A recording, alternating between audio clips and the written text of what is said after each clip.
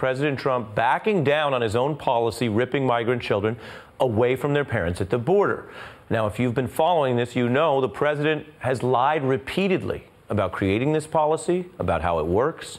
And we and many other reporters have covered those lies and called them out as such because there's no other way to refer to it. Now, today, this pressure got so great that, as Chuck and I were just discussing, Donald Trump did partly cave. You're looking at what that actually looks like. He didn't want to do that, but he rushed out an order that he says will address part of this humanitarian crisis that the whole country now has pretty much been living through and watching. The president also claiming that what he did today under this pressure will ensure there are a lot of, quote, happy people. We're signing an executive order I consider to be a very important executive order. It's about keeping families together while at the same time being sure that we have a very powerful, very strong border. I didn't like the sight or the feeling of families being separated. There's a problem that's gone on for many years, as you know, through many administrations, and we're working very hard on immigration. It's been just left out in the cold. I feel very strongly about it. I think anybody with a heart would feel very strongly about it. You're going to have a lot of happy people. A lot of happy people. Now, the new order has only been in effect, obviously, for just a few hours. It's too early to report out factually how border agents are going to apply each part of it. On paper, though, we can tell you the order does change course by prioritizing that families remain together. That means at a basic level that kids would be detained with their parents, not deliberately split from them inside the United States. Now, as for the camps that the Trump administration has been erecting and this wider zero-tolerance policy, on that, and this is important, on that, Donald Trump doubling down.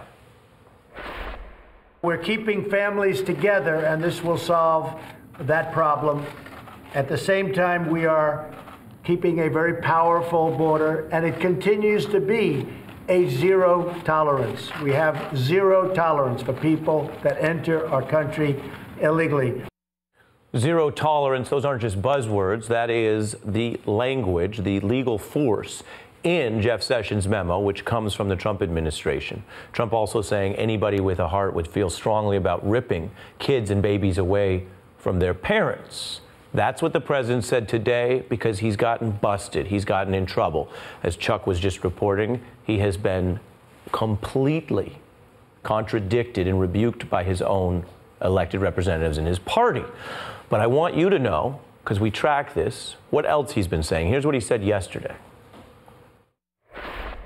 When you prosecute the parents for coming in illegally, which should happen, you have to take the children away. You have to take the children away.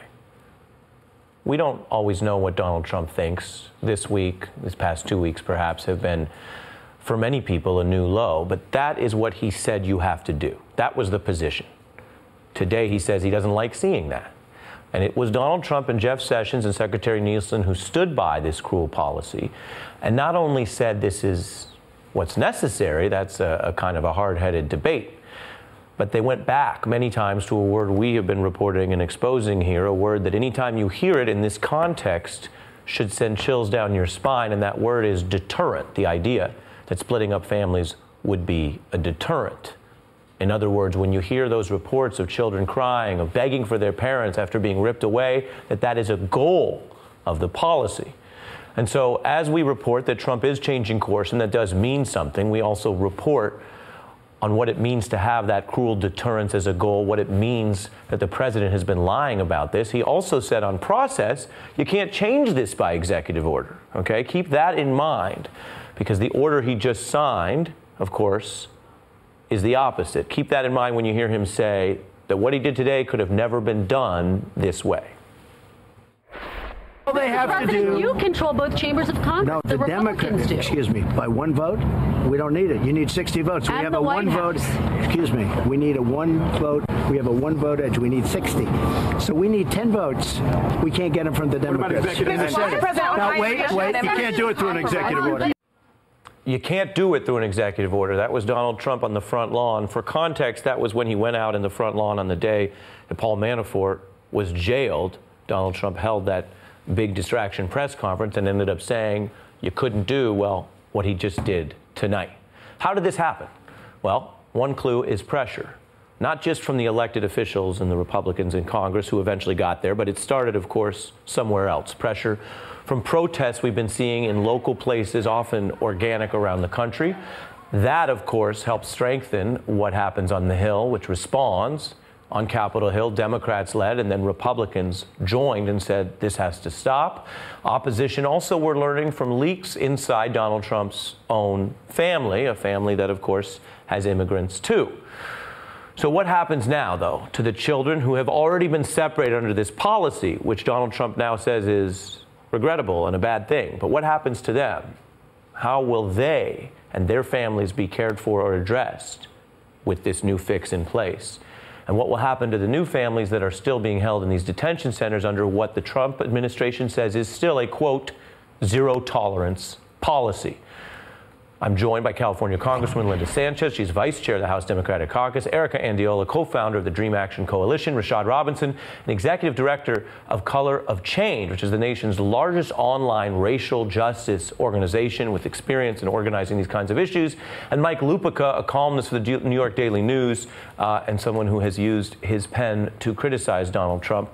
I could start anywhere, but I think I'll start with you, Erica, and ask, in your view, as someone who understands these issues that I think our audience would look to get a sense of what this means. How much of a change is this executive order? Is it enough? Well, I would say, I heard him say anybody with a heart would agree with me. And I would say anybody with a heart, anybody with compassion would understand that keeping children inside of a tent under 100 and something degree weather in Texas with their parents, it's not okay. And so, yes, we want to keep families together. We want to make sure that people or children are being able to stay with their parents as they come and seek asylum and they come and seek for refuge, but not in a tent, not in detention. We need to change that. And this is not okay. This is not enough. Congresswoman, same question to you. Yeah, well, we've essentially traded one set of problems for another because now you are going to keep families together, but in the kinds of detention centers that are not specifically, don't meet the specific requirements for housing children, which means, access to clean water and having enough toilets. So you're not solving the problem. There is a 20-day cliff with this executive order as well.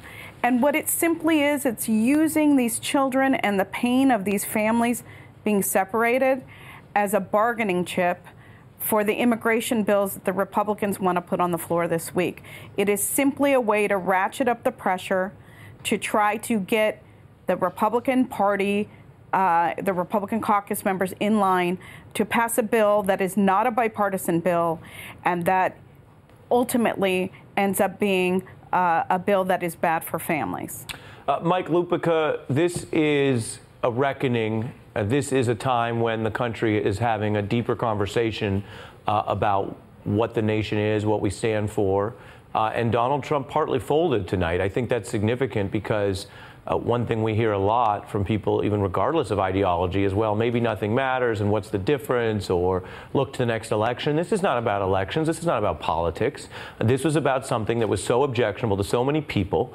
That voices were raised, that protests began, and very quickly, by the standards of Washington, Donald Trump himself had to back off. During that time, though, we have seen what his most ardent defenders will also do. Take a listen to some of what has been kicking around the last few days for people who said even this was okay. President Trump is not gassing children. President Trump is not loading up train cars with illegal alien children and sending them to the death camps. If you come across our border without permission, you are an invader. There's no other word to describe it. It is an entirely manufactured crisis. It's entirely manufactured. It's all about people attempting to invade our country, not immigrate here. Mike, what do you see happening there as we have a debate or a discussion about how children are being deliberately abused?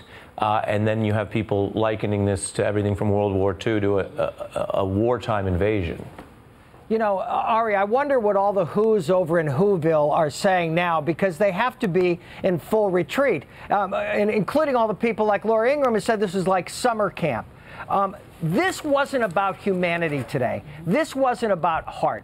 This was a political calculus made by a president who happened to be in full retreat himself. And it will be interesting to listen to him tonight in Duluth, Minnesota, when he, I guess, will expect people to carry him around the hall on their shoulders for overturning a policy that his people and he put in place. And this starts with him, his incredibly shrinking attorney general, and I'm sorry, the Secretary of Homeland Security, Kirstjen Nielsen, who covered for him on this. She's through. It may not be tomorrow, and it may not be next week, but her behavior in this thing was shameful as well. Yeah. So, you know, what I have to say about all this is, you know, this is not just about Donald Trump. It's also about the enablers. And there's a whole set of enablers, whether they've been the Republicans in Congress who have played hear no evil, speak no evil, see no evil to everything that Donald Trump has done. But what we've been looking at doing really is focusing on the whole set of corporations that are now profiting off of this huge you know, growth of the prison industrial complex at the border, the ways in which folks have already started creating business plans for the food and the beds, the way that big companies have been leveraging their technology and tools for ICE for a number of years, like Microsoft, even as their employees have spoken out. The fact that Greyhound has been allowing ICE agents to come on the buses, racially profile people, and not have warrants to actually get on those buses in the first place, and Greyhound is in violation of their own policies allowing that to happen. There are a whole set of enablers that are looking at how they make money off of this. And as people who want to take action, there's going to be actions taking place on the 30th in Washington, D.C. and cities around the country led by grassroots activists, more on July 2nd. And there's ways in which we hold those businesses and corporations who every single day come into our communities and say, buy our products and use our services, and are now making money off of the kidnapping and abuse of children. And Erica, take a listen to Trump's former campaign manager, which again joins the chorus of the way that some people have been basically exposed in their sort of inhumanity as everyone else has been fairly aghast. Take a look. I read today about a 10-year-old girl with Down syndrome who was taken from her mother and put in a cage. I read about did you say want to a 10-year-old with Down syndrome being taken from her mother? What I said is you can pick anything you want, but the bottom line is very clear. When you cross the border illegally. Do you feel that you owe an apology of any sort? An apology? And I owe an apology to the children whose parents are putting them in a position that is forcing them to be separated. Erica? They just don't understand. You know, I think it's just devastating for me to know that people don't understand why folks make this journey. People that are coming from Central America and from other countries, like my family, we had to pay a lot of money. We had to ask for loans. We had to figure out how we sold everything we had. People sell everything they have. They make a huge journey from Guatemala, from Honduras, from anywhere they're coming from to come to this country, and they're not doing it out of leisure. They're not doing it because they want to come and go to Disneyland. They're doing it because they're going through some tough situations in the country they were born. And we, as a nation, we're saying, you know what, you're coming here, you're escaping that violence, you're escaping everything that you're going through, and we're going to put you in a cage. And now we're going to throw your children in there with you so you can be there indefinitely. You don't even know when you're going to get out. And so it's just, for me, I can't even stand hearing that, because that could have been me. That couldn't be my mother and I when we traveled to the United States 20 years ago. We did travel through the border. I could have been that child in detention. And all of a sudden, I see my mother coming into detention with me, not knowing when we're going to get out. How is that even better? Well, and to your point, it could be any of us. I mean, Congresswoman, what do you see at the policy level, given the talk we've heard about Republicans coming to discover that they're against parts of this? How is that informed by what people are feeling and discussing around the country, because you don't have to be a history buff to know that the odds are, if you were born somewhere in the last 500 years, you'd probably be trying to get out of there. And a lot of countries have had a lot of problems where, depending on who's in charge, and dictatorships and famine and wars, people are displaced. I mean, we are, to be pretty obvious about it, originally a nation of immigrants ourselves. So how does that play out in Washington, in your view, at this point? Sure. Well, it's interesting to note that the pressure came from the bottom up. I mean, people started calling offices and weighing in and holding demonstrations and trying to create the political pressure on their elected representatives to do something to stop this. And again, these people are not coming for vacation. They are fleeing threats of murder and violence and rape, and they have a legal right to seek asylum and refuge in this country. And yet we have a president who completely put into place this whole policy and is now backtracking and saying, well, anybody with a heart could see that this is cruel. Well, the fact of the matter is, our president is like the arsonist who starts the fire and then volunteers to help put it out so he can be the hero that saves the day, when from day one, it was his actions that caused this. And I think that people around the country have stood up and said, this is not acceptable. These are not American values. This is inhumane. It's cruel, and we will not stand for that. And that's why you see the president backtracking. Now, it's curious because policy-wise, Republicans are now starting to be uncomfortable with the whole idea of childhood separations, and yet they are promoting 2 immigration bills that they hope to vote on this week that do more to harm families and keep them apart than what the president is doing now. It takes away protections from dreamers. It closes off avenues of family reunification and people who have been standing in line for 10 or 20 years to be reunited with their family. And they're doing this all. Do you think those bills are more likely to pass at this point or less?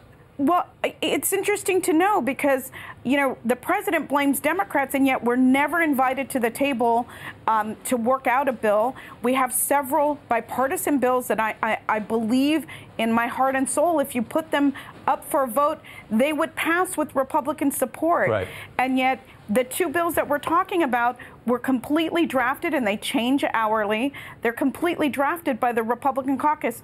No input from Democrats. Right. And they're calling these compromises. These are not compromises. These are compromises between the extreme right and the far right. And again, it's window dressing because these are not real reforms. They're not real relief.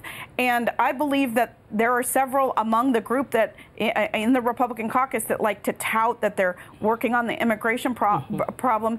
They've completely sold out. Right. They have completely sold out immigrant communities. Thank you. I want to thank you for joining us, Congresswoman Linda Sanchez, Rashad Robinson, and Mike Lupica. Erica, stay with us. There's another piece of reporting I want to get your views on. Coming up, the reporter who found these migrant girls, this new footage, transferred under the cover of night in New York City. We're going to get into that. Also, some tough questions about how these other children would be ever reunited with their parents. She says that she asked the social worker not to tell her son that she's been deported because she wants her son to be happy.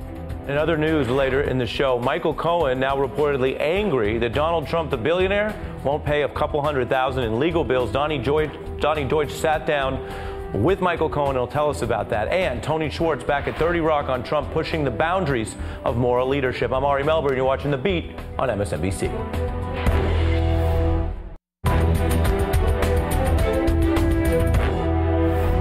Donald Trump saying he expects, quote, happy people today after he's partly backed down from his policies splitting children from their parents.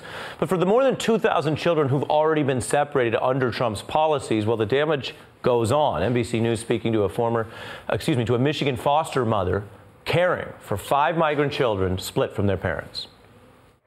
One of my children was separated from his father, and just some signs of trauma are lack of sleep, real trouble with food, wanting to eat, no appetite, agitated, not calm, anxious, always inquiring about the whereabouts of his father. When would he be able to connect with family? When could he talk to them? And we were not able to take care of that or connect him because we didn't have a phone number.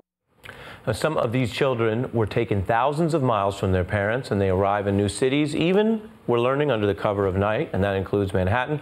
Reporter Josh Robin was tipped off that children were being brought to a foster agency last night. This was after midnight, but he went and got the footage you're seeing here. New York's governor later confirming that the young people in this video are border migrants. Josh is here to explain his reporting. Now, as Trump takes this victory lap, what about these kids? What about their parents, many of whom may be deported before any chance at reunification? Well, they must not be in the group of people Donald Trump says are happy today. And here's why a former ICE director says these kind of situations are avoidable and families should never have been split in the first place. You keep families together at almost all costs, because once you separate those families, you run a serious risk because they never see each other again. When the children are separated from their parents, they're treated as unaccompanied minors. They go on a separate legal track than do the parents. The parents can be deported very quickly. So now you have the parent back in Honduras or Guatemala, and the child could be in a child care facility somewhere in the United States, thousands of miles from the border. It gets very hard for the federal government to coordinate and track the location of both people. The reporter who exposed this story is Josh Robin. Overnight, he saw those young girls being taken to the Foster Services Center. That's this footage you're seeing, and you may have seen it going viral today online. He joins me, as well as Julio Ricardo Varilla, co-host of the political podcast In the Thick and founder of the blog Latino Rebels, and Erica Andiola back with us. Josh, how did you find this? What does it mean? Well, we got a tip. I got a tip from a source and then another source confirming it, telling me to show up at a facility that's on Park Avenue, but not the fancy Park Avenue in East Harlem. We go there and it's dark and it doesn't look like there's anyone around, and we're waiting around. And then after midnight, shortly before 1, a car pulls up and a bunch of young girls come out. And it was extremely mysterious. And I think that the importance of it is not just that people recognize that this is happening, but I think this is really the first time that we, as a nation, have understood that this isn't just a problem that is on the southern border. This is in other places, including now New York City. Could you glean from being there how the treatment was, how the young women, the young girls were doing? Did they seem confused? Did they seem upset? Had they sort of figured out just how to go along with it? Could you glean anything from the ground there? They seemed resigned. I mean, it was pretty astounding. These were young girls, maybe 7, 8, 9 years old, and it's the middle of the night, and they are out. They were with some chaperones, it appeared like. They didn't seem particularly agitated. They really seemed resigned to it.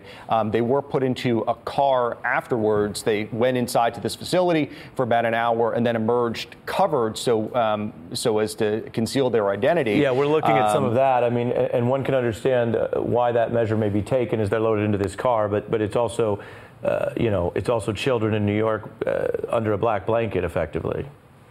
Right. Although, the images that we showed here on New York One, we didn't show their faces. We just felt that it was important for New Yorkers to know that this is happening here. And indeed, in the wake of this, Mayor de Blasio actually held a news conference. Our Mayor Bill de Blasio held a news conference, and more information emerged, which is that this center alone has 239 kids that they're processing who have been separated from their parents. So this number 2,000 across the nation might be really low. The estimates here in the city or in the state are 100 to 300. But if there's 239 alone in the center, then it makes sense that there are more. And frankly, we're not getting information from the federal government. And what you're reporting there goes to, Erica, is I think two themes. One, apart from the moral and policy dimension of this, if politics is local and people think of this as something that only happens at the border,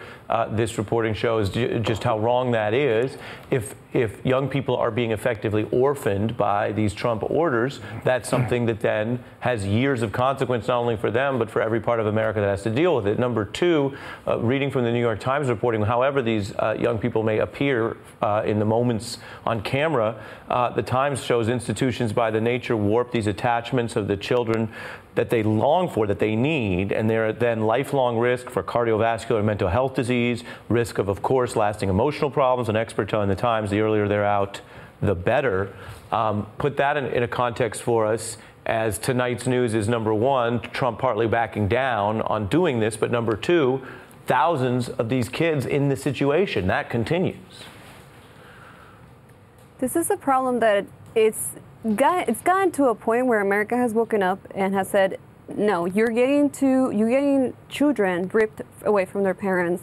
The fact is that we have already dealt with family detention centers, that we have already dealt with shelters and places across the country that do house children, that do house entire families, in detention. Even under the Obama administration, this was already happening. There wasn't much attention on it, and now there is. So my biggest hope is that we can make sure that all the outrage, all the people that are getting ready to go to march, to march in the 30th and the 2nd of July, that they still show up, and that yes, perhaps there was a small change that happened because of the pressure, but that we can still say, you know what, this is not what we're about, right? And not only that we go to our local elected officials in places where there is detention centers, where there is jails or places that have children and that have families and that have migrants that are detained there and for profit, completely for profit. Right. And so this is the moment to continue to be loud about it and not let what Trump just did, make us think that this has gone away, because it hasn't. Julio? Yeah, I mean, the other thing that I do want to bring up, Latino Rebels published an open letter from a counselor from the Office of Refugee Resettlement. The person wished to remain anonymous, but provided some very interesting information that now the ORR, as they're known, has to provide personal information to DHS about sponsors in the country who want to take some of these kids and bring them into their home.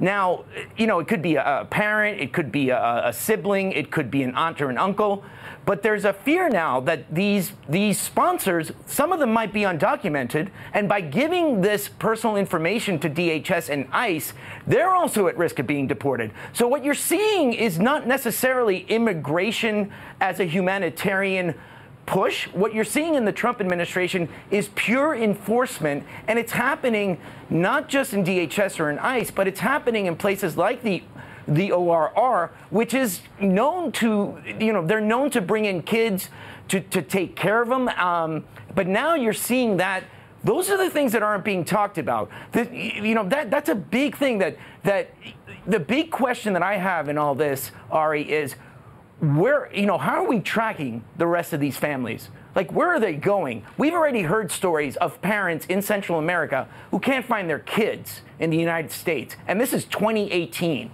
And I'll leave you with this. This is just the latest example of the United States policy that has been going on for decades of terrorizing and basically criminalizing an entire population of Central American and Mexican Mexican people. Well, this is a big problem. You're raising the profound moral question if we talk about moral leadership. When the President of the United States comes out today and says this is a terrible thing that needs to stop, then what is the moral obligation of him and then of us to deal with this terrible thing that has been done to these children, many effectively orphaned by government policy? This is real life. Julio, Ricardo, Varilla, Erica, Andiola, and Josh Robin, thanks to each of you for your thoughts, for your reporting.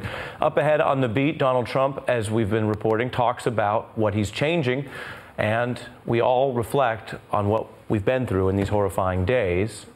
Donald Trump's former co-author, The Art of the Deal, Tony Schwartz, says this is actually what Trump wanted. He'll explain, and he has the insights to back it up. Also, back over in the Mueller probe, Michael Cohen, is he getting ready to flip? New reporting from Cohen's associates say maybe, and we actually have one of his closest confidants here. I'm going to question him. That's next.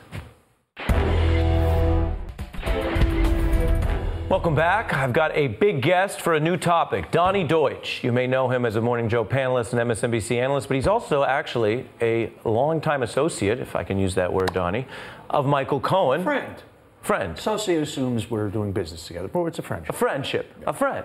And that makes him really the right guest to have on a day like this. The Wall Street Journal is reporting just within the last hour that the publisher of the National Enquirer now subpoenaed in the Michael Cohen probe. Cohen also resigning from his post on the Republican Party's Finance Committee, citing the special counsel investigation. All of this while Cohen reportedly wants Donald Trump to fork over some bucks for his legal bills, saying he owes him after years of loyalty. Now just think about where we are at. Donald Trump claims to be worth over $10 billion. Michael Cohen lives in a $9 million home, and the two of them effectively, apparently fighting over hundreds of thousands of dollars in legal fees. Either somebody's not as rich as he claims, or we've got people who are willing to risk the whole case over a tiny slice of what they're worth. Now, Donnie Deutsch, his words are, of course, worth their weight in gold.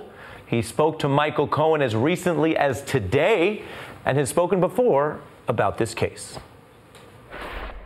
Yeah, I spent some time with Michael today. Michael's words to me, he's loyal. He says, I'd rather jump out of a building than turn on Donald Trump. I spoke with Michael Cohen yesterday, and his quote about Giuliani was he doesn't know what he's talking about. You're Michael Cohen's friend. How's he doing? He's okay. I spent about an hour with him yesterday, and I spoke to him today.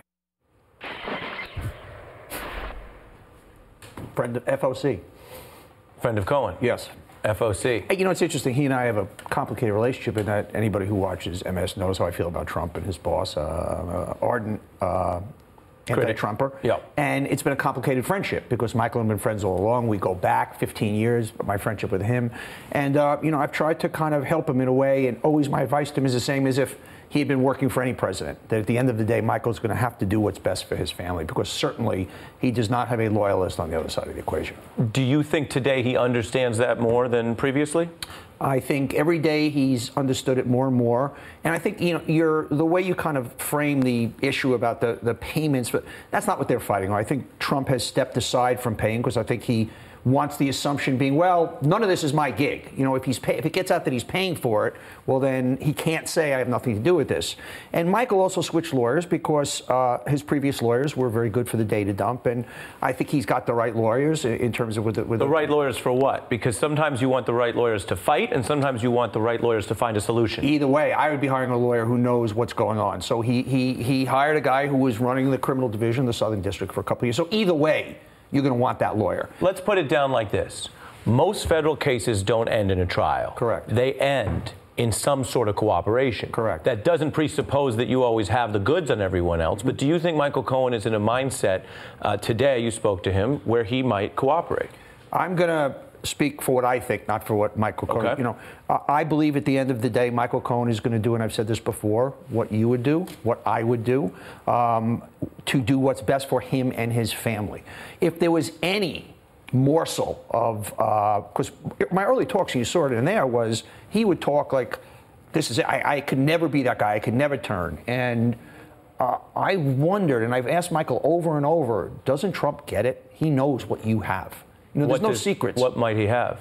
He would have the things that you would have if you were a guy's lawyer, right-hand lawyer, confidant for 10 and 15 years, and from a guy who was doing business the way Trump was doing business and everything we know. So, you know, Trump's articulation of their relationship, where he wasn't really... There was never a time I called or spoke to Donald about anything where Michael Cohen didn't do a follow-up, Michael Cohen didn't do a, the boss is upset, why don't you call him and try and make up? So it was a very personal relationship also. He was an extended member of the family. So it's a complete lie on Trump's part to say that they did not have this very symbiotic relationship. Do you think that these much anticipated recordings that Michael Cohen was known to make will make only Michael Cohen potentially look bad, or could they make Donald Trump look bad? I think they're going to make Donald Trump look bad. You know, that's my opinion. I believe that Michael Cohen, whatever comes out, I don't think Michael Cohen was any of the stuff that Mueller has been looking at or the Southern District. I don't think that whatever Cohen did, if he did break the law, it was on behalf of Donald Trump. It wasn't on behalf of Michael Cohen. And I think that's but that is a big distinction. This is what's so strange. You hear the sentence that comes out of your mouth. If he broke the law, he did it for Trump. Well, which is absurd in itself. First of all, he hasn't been charged. The thing about Michael also. No, he hasn't been charged. What he's so frustrated about, he's if you know Michael's a guy who wants to get in, he wants to fight. I do know that. And he keeps saying, look, everybody's piling on. I haven't been charged with anything. I've cooperated with everybody in a way that other people have not. And let's wait to see what happens. And I've pressed him a lot. I'm saying, Michael, they've got 3 million documents. They're not coming to you for no reason. What do they have? Well, let me ask you a final question. Jay Goldberg, who knows the whole situation and was Trump's lawyer before Cohen, came on television and said maybe Cohen was really the fixer to help deal with real estate mob problems. I think that's a complete fabrication. I think he was way off on that. And as Michael and I have talked a lot, I think whatever comes out involving Michael will have to do with with some Stormy Daniels things, possibly there'll be some missing links to solve the problem with Russia. I don't think it's going to be a new, oh my God, he was working with the Genovese crime family. Problems with Russia, though. I think at the end of the day, if anybody can corroborate, it's going to be that guy. We forget, it's a fantasy to think that anything that Donald Trump did that Michael Cohen didn't know about. And if I was Donald Trump, and this is me speaking, not Michael Cohen, I would be very worried right now. Very worried. You almost sound like someone who knows something. I'm just an analytical kind of guy, as you know. You and I, we like to, think about things and analyze things. So, everything I know about the universe and everything I believe about humanity, and I would be surprised if Michael Cohen doesn't end up a very pivotal character in U.S. history. Well, it's fascinating given your access. You are an analyst. You're also someone who, if you don't mind me saying, is able to match your glasses to your tie, and not everyone knows how to do that. You know what's interesting, Ari? I was getting spoofed up tonight, and I was like, wow, look at that. I thought that was so cool. It's a match. I like that. The fashion police notices. We'll get you on with Andre Leontali on a lighter news day. Donnie Deutsch, first time on the beat. We appreciate it. Up ahead, a man who's known Donald Trump for decades says Trump is pushing boundaries on the morality of hurting children on purpose. Tony Schwartz is here next.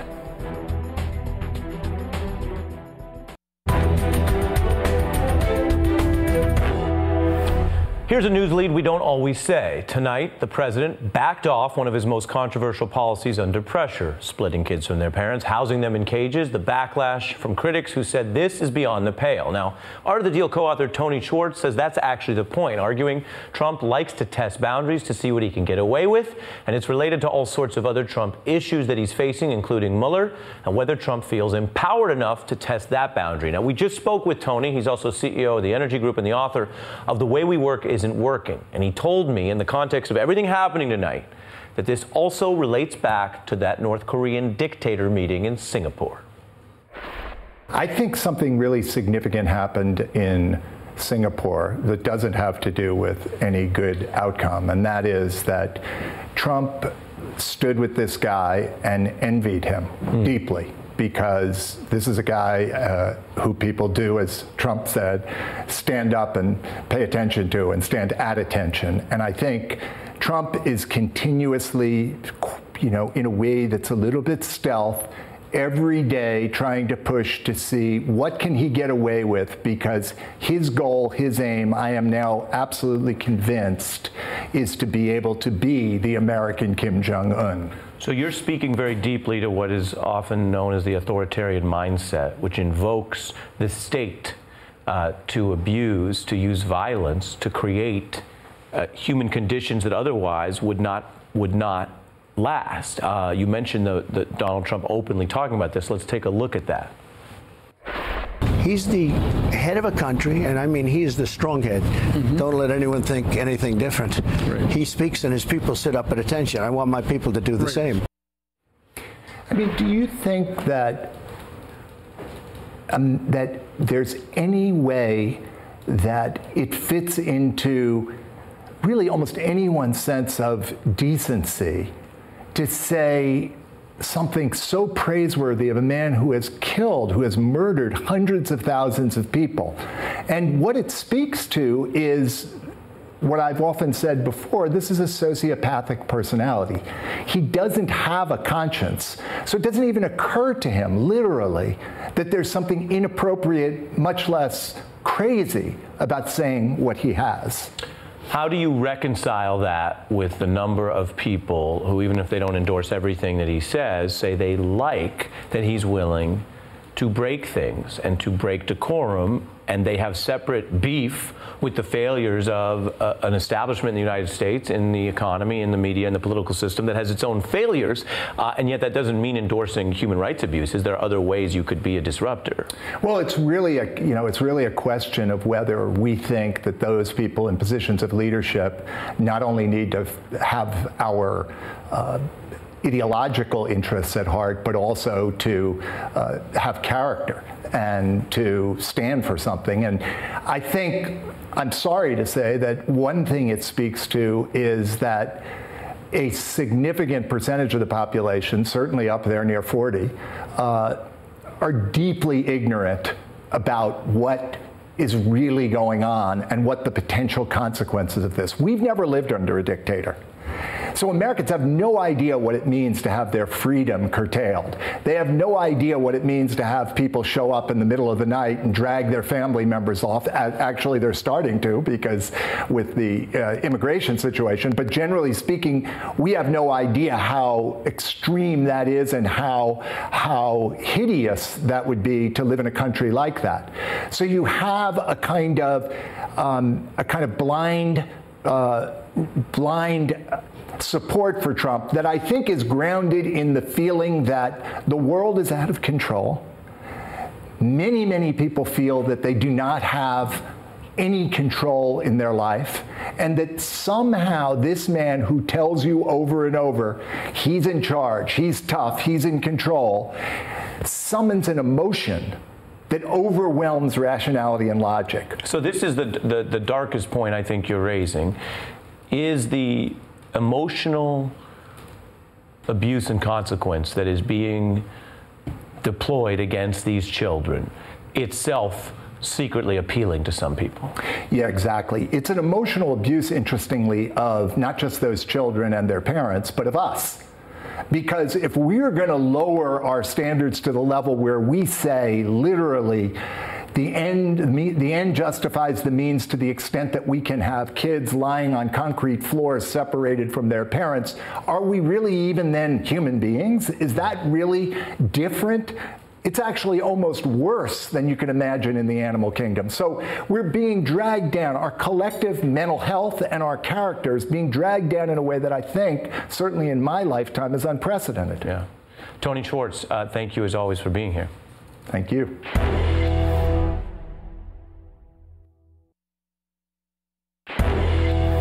Michael Cohen's friend Donnie Deutsch just moments ago on The Beat tonight dropped an intriguing hint about what he calls missing links in the Russia probe and what Cohen might say to investigators. I think whatever comes out involving Michael will have to do with what, with some Stormy Daniels things possibly. Possibly there'll be some missing links to solve the problem with Russia. Missing links, only he and maybe Michael Cohen knows what that means. We'll be right back. A lot of news today on the immigration crisis, and a lot more to come as we try to figure out exactly what this new executive order will do. And hey, it's Chris Hayes from MSNBC. You know, every day I come to the office and we make a television show, and every day I think to myself, there's so much more I want to talk about. And so this is our podcast. It's called Why Is This Happening? And the whole idea behind it is to get to the root of the things that we see play out every day. They're driven by big ideas. Each week, I sit down with a person uniquely suited to explain why this is happening. New episodes of Why Is This Happening? Every Tuesday. Listen for free wherever you get your podcasts.